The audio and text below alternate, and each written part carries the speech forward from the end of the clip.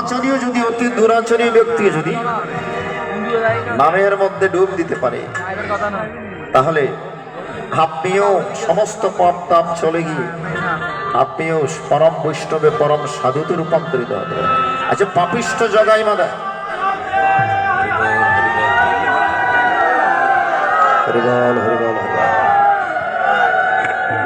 পাপিষ্ঠ জগাই মাধায় কি পরিমাণ পাপ করেছেন আপনারা জানেন? যেগুলো করলে পাপ হতো ওইগুলো বেছে বেছে করতে।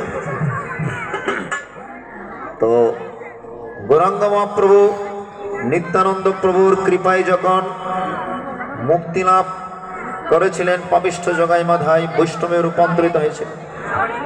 সমস্ত দেব দেবতারা দেখতে এসেছিলেন, চৈতন্য চরিতামৃতের মধ্যে আছে। বলে এত পাপ করে কেমন করে মুক্ত হওয়া যায়?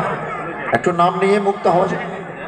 সমস্ত দেব দেবতারা 14 ভবনের দেব দেবতারা দেখতে এসেছিলেন। পথের মধ্যে জ্যাম পড়ে গিয়েছে, এই রোডের মধ্যে মাঝে মধ্যে জ্যাম পড়ে যায় না?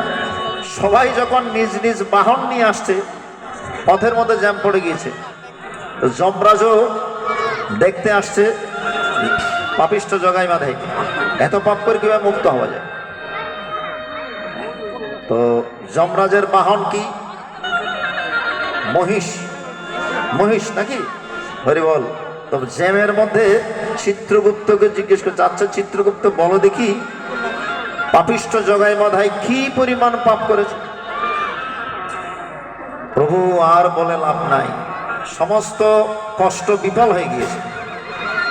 এত পাপ কম্পিউটার লোড হয়ে গিয়েছে। চিত্রগুপ্ত বলে সারা দিন রাত লিখেছি কিন্তু নিমিষের মধ্যে সব ডিলিট হয়ে গেছে। এত কষ্ট করেছে, এত কষ্ট সব বৃথা, সব বিপদ। এগুলো বলার লাগে। বলে কি পরিমাণ পাপ করেছে একটু হিসাব দাও দেখি। বলে 1 লক্ষ কেরানি যদি, হিসাব দিচ্ছেন, 1 লক্ষ কেরানি যদি 1 মাস ধরে পাপের হিস্ট্রি পড়ে, তবুও সেই পাপিষ্ঠ জগাই মাধাইয়ের পাপ পড়া শেষ হবে না। কি পরিমাণ পাপ করেছে!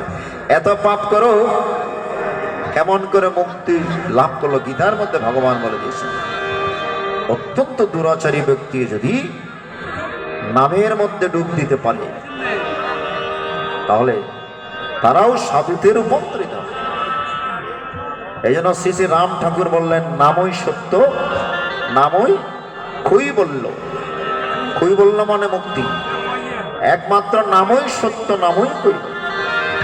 যেই নাম সেই কৃষ্ণ ভজ নিষ্ঠা করি, নামের সহিত আছে না পনিয়ে। যেখানে নাম আছে সেখানে হরি আছে। এজন্য দমে দমে লইও নাম, কামাই না করিও। নামে ভক্তি, নামে হয় মুক্তি, নামে ভক্তি, নামে যে মুক্তি, তাই সদা